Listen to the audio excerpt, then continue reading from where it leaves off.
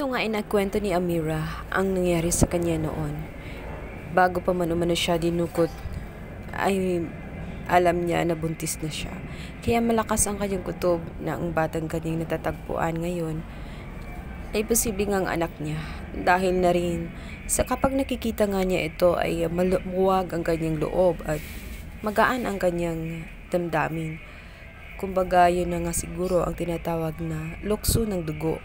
Kaya nais makasiguro ni Amira at nais nga niya itong ipa-DNA test na makonfirma na siya nga ang kanilang anak ni Save. Igulat man si Save sa kanyang mga natuklasan. Subalit naghingi na rin siya ng tawa dito nga kay Amira dahil sa mga panahong naghihirap nga siya ay hindi niya nagawang proteksyonan itong si Amira.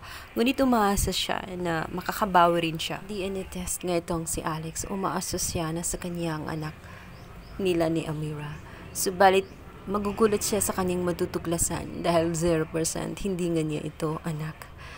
At ang tunay na ama ng anak nila ni Amira ay walang iba kundi ito nga si Seb.